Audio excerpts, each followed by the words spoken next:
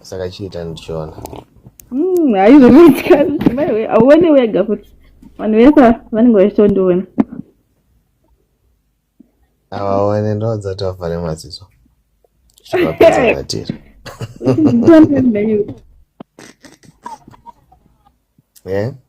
unenge wanzi kuvanani vanonditeerera ndakaudza kuti vharai maziso nai orai mandivaudzi iwe chifanira kugadzira zvinhu zvako zvekunatira wazviite guys mese vari panapa ndomutoti muvhare maziso because mwana adaunatira. Une makore mangani pamwe tori under age? Ndiri under age ndimusingise. Une mangani? 19. Alright. Chita tinatire.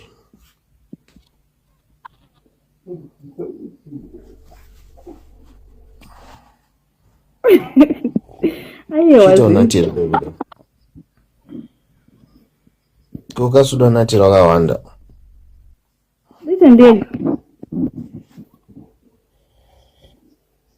kose sudo ndikuona uchinatira naisha azviite zvinoda uchiona wega shamwari yangu ukada kuona vanhu vese vanenge vachiona vozondiona saka chitora kavidhio ndisendera uchinatira torisenda pai kana panapa apanotyisa ndiye mangu panotyisa sei muti panotyisa yodarisenda pai andikuziye ndiudze paukuda kusenda iwo paukungoda ndosinda paunongoshida ure ndandati panapa kaiwo atapaite saka ndakuda pauri kudayo uchindiudza panoita ukuda papi ndikusindira pasau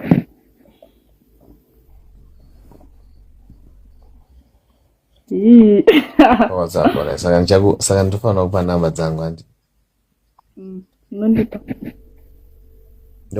ndofanira kusendera namba dzangu kana kuti ndoita dzekudeedzera panapa kana uchida badzira manje dzinobva dzetorwa nemunhu wese veshedzera dzinotorwa nemunhu wese hazvina basa chichaga pekunyora awetsoke chaga pekunyora veshedzera ndiani yeonai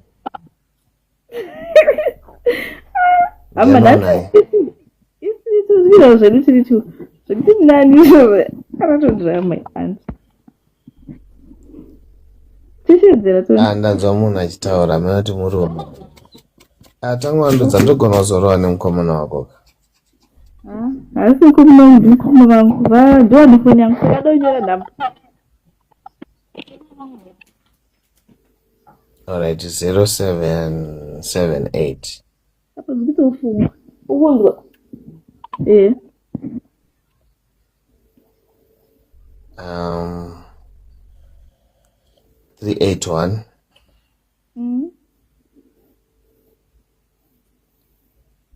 50 haimwe achizotsvaga unotsvaga kubva ku1 9 but ndakupa namba dzangu chedzi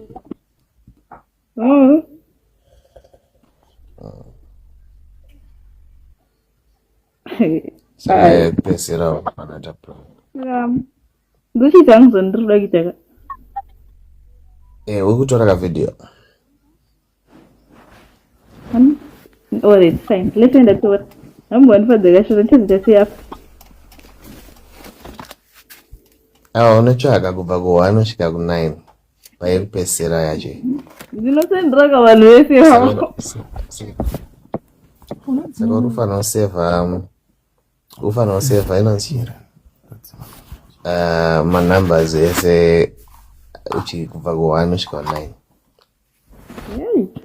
Ya, ingandapinda bisi ndingamboti uone chete uchindatira.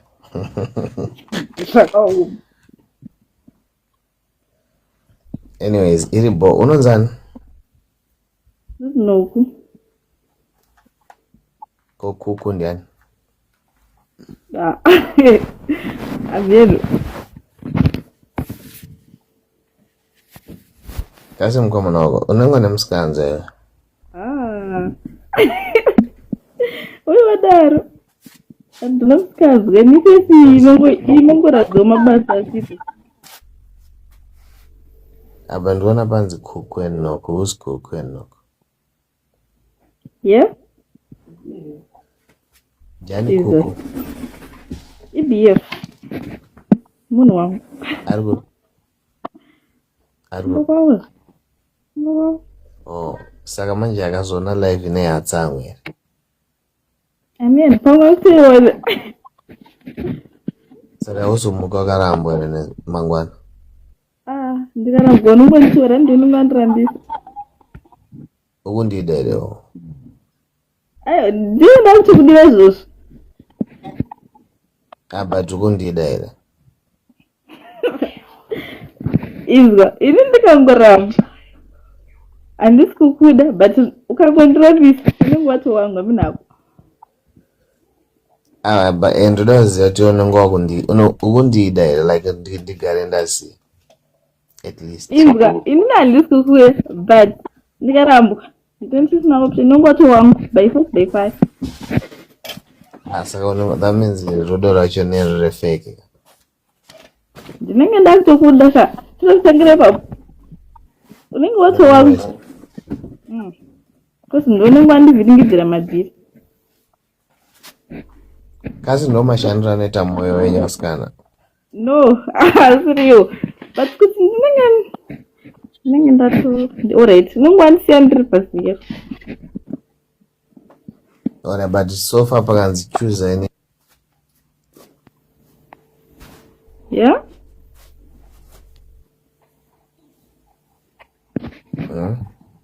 what pakanzi choose any kana mukomana wako unochoose ani yes kandichoose mukomana wangu saka nanjada ina ndita second azanjada haurambe iwe ndita second option handisi kumbokuita second option akachichikuite hapana unozoti mvura yangu ichoporeri papo alright saka bo ndikutokudisturba handambodaro nangokudzawo kuti kuziva kuti mvura yekupora batira foni nasisi wako saka munhu wekugano akatofila kuti ndoda kutokubvisa Zimbabwe da kukonza kunoko wakanga wamupe iwe rekuzimbabwe inonakazve like chemunhu wese rekuzimbabwe inonaka kana kuti zvinodhipenda kuti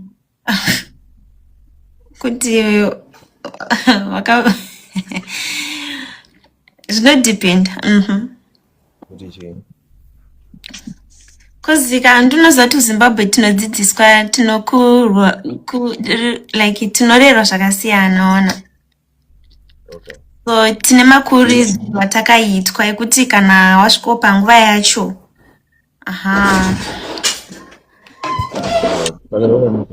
unoita sei zvinosiyana chakuoneka ndikudzoka network ndiri kudripa shem mira ndidzoke nekamera network wifi yacho yakadhakwa okay ungochiti like iwewe wakadzidziswa kuti panoitwa sei adzi uri papinda wanimbomire like okay handikona kuti kuZimbabwean culture kune like ndakakura nagogo obviously tinenge takadzidziswa kuti kana nguva yachiyasvika unoita so like today pana umwe akatera vasingazivi. aiwa handizokwanisa ngozvitaura anzi murume anga apinda omana wandivosiye zvekudara mana mungatiti zvekutanzi ndaka enza baby girl chimbosiyana nemacomments andi timbotaura tiri two because macomments ayombo mapedza vanhu unozvataura nekuzimbabwe tinozviisa mukona kuti ye munhu akaroorwa saka afanire kufara ini ndotofara like I'm free munhu ungandondibvumidza ta zvandoda that's why ndiri panapa. Okay. Don't worry about my comments. Okay. And right. Saka toda kuziva kuti iwo kufunga kwako mufesu uyu watakada chipa uri. Zvandingori nevibe yangu zvese zvingori pandiri. Ndanzwa chiti unonaka kasi ndo zvakakuudza tanzi like vasikana vezimbabwe vanonaka. Aiwa zvekuzonaka hangu handizvizive but ndananga ndiri munhu asina experience aisamboswera cause muno mune mabhebhi akanaka vanhu vakawanda mabhebhi hobos but he still chose me.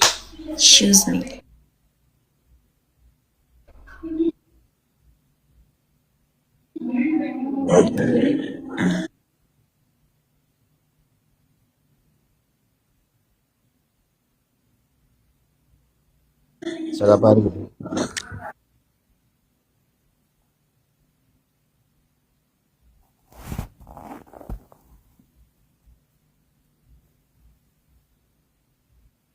ari kutamba bhora.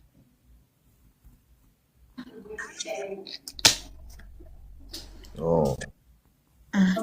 So takanomita like all the Zimbabweans who are here. I had a good time.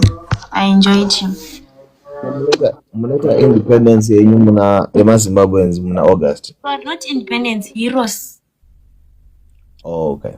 Yeah, heroes. So I had a good time. Like takaenda from 1 till 11. That's where pandakadzoka kumba. Yeah, it was nice. Okay. Nice. Plus unebody ribo like ndikutonzwisisa kuti zvitori worth okufly ona kuinza kubva kuZimbabwe ndeswagana. Yeah. Zvinoto worth like munhu ucheme mari yako. Chero kuroora ke. Unogona kubika.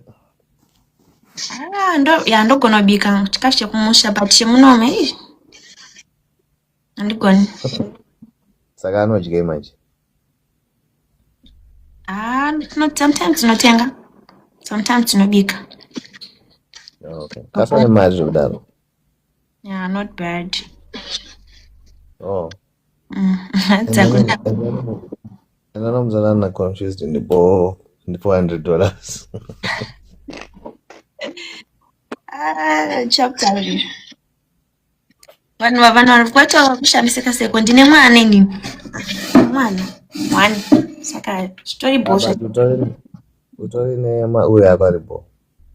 Plus ndaona kuti ausadaro.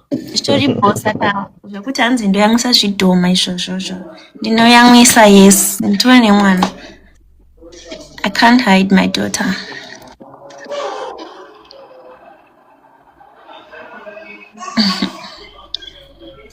Yo, unozaira takaverenga macomments anogona kurara nestress.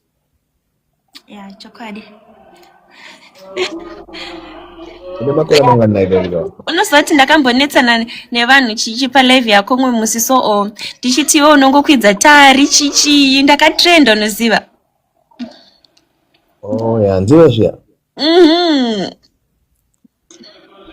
I remember that. Takatozona ndakutrenda. Yeah. Una makore mangani? 27. Oh, kokutongeka baby wako. Yo, ndakura. Ndachembera. Yeah, but in first wako anenge enjoy life. Kuti kudaro. Yeah, enjoy life. Akaita richiwa. Kungati dzosera ukabhebhi redu kuZimbabwe. Uchagara imwe ndokuganawo. Tazama. Uchazama ita sekumudza.